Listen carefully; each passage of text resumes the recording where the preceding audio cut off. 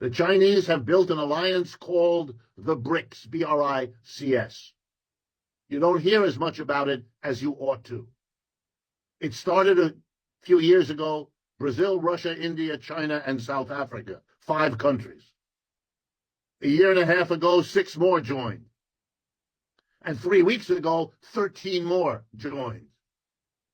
The BRICS together is more than half the population of this planet.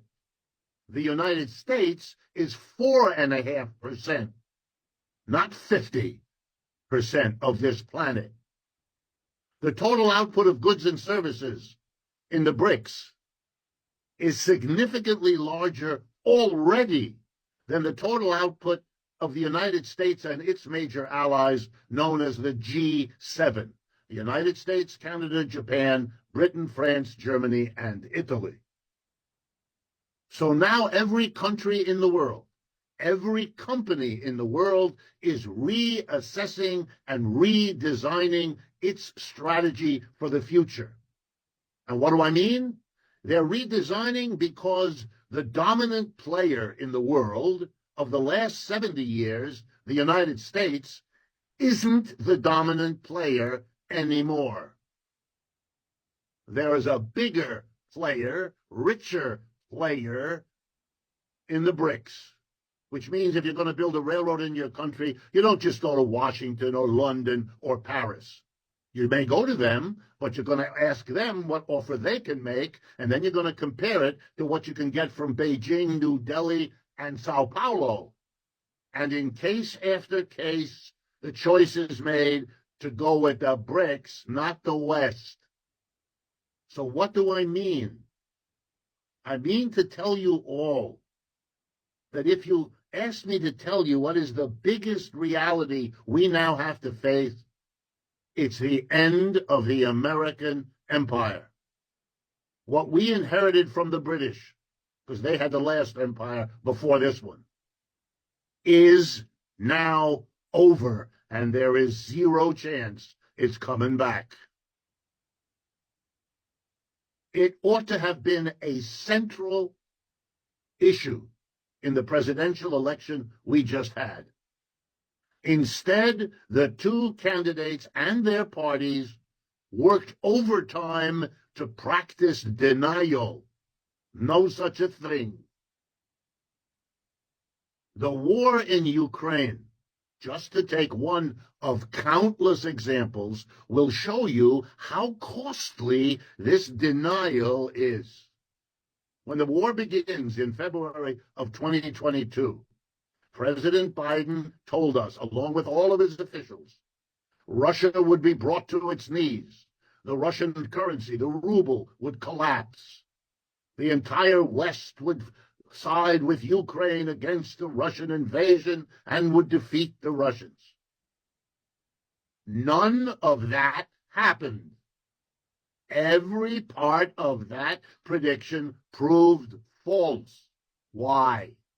Because the way Russia was to be brought to its knees was by denying the market for Russian oil and gas, whose export the Russians depend on.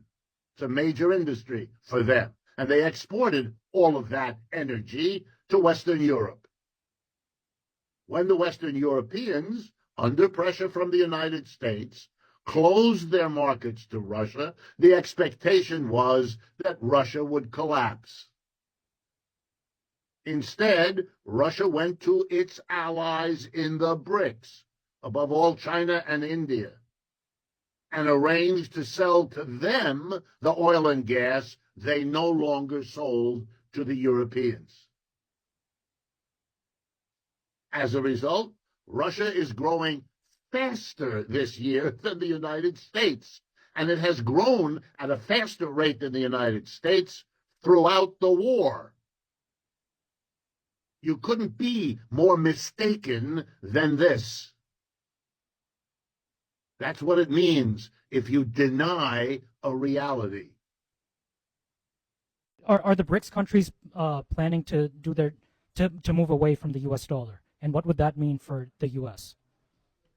Yes. Okay. First part of the question is, yes, Not only are they planning to, they have already, over the last 20 years, and particularly over the last 5, the countries in the BRICS, and by the way, some others as well, have reduced their reliance on their use of the dollar.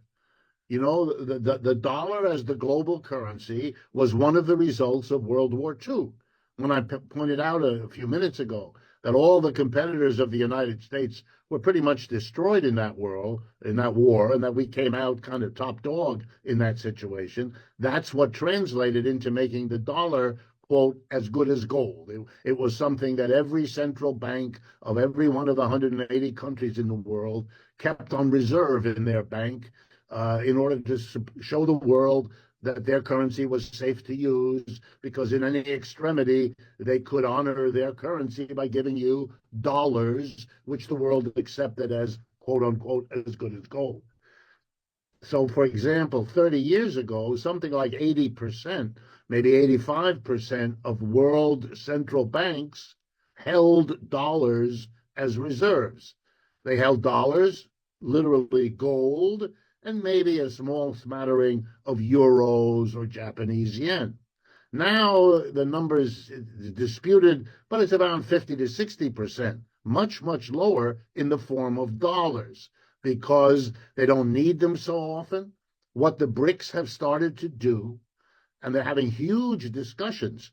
One of the major topics at the meeting of the BRICS in Kazan, Russia, 3 weeks ago was all about replacing the dollar. They are now, for example, conducting huge parts of their trading exchange in other currencies. It used to be, up until 3 or 4 years ago, that if country A needed to buy oil, for example, from Saudi Arabia, or country B, they paid for it with dollars.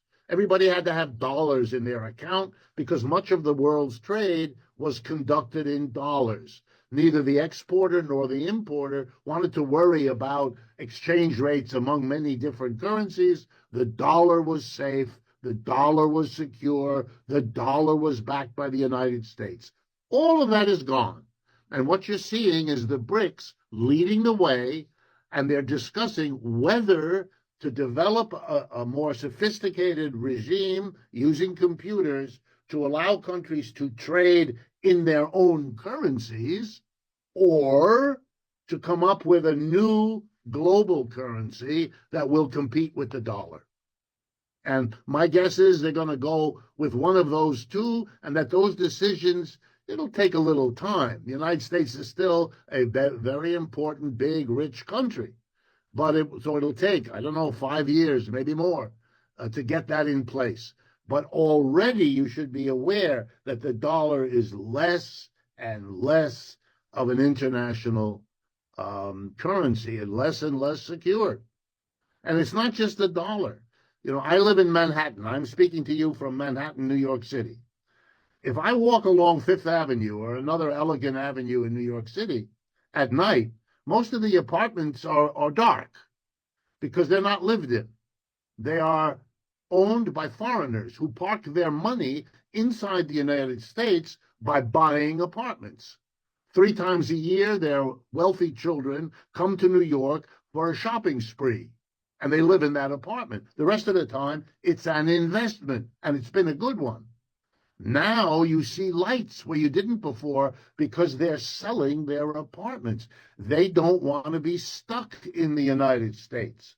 They don't know, for example, with Mr. Trump, whether being a Muslim and owning an apartment is going to become an issue.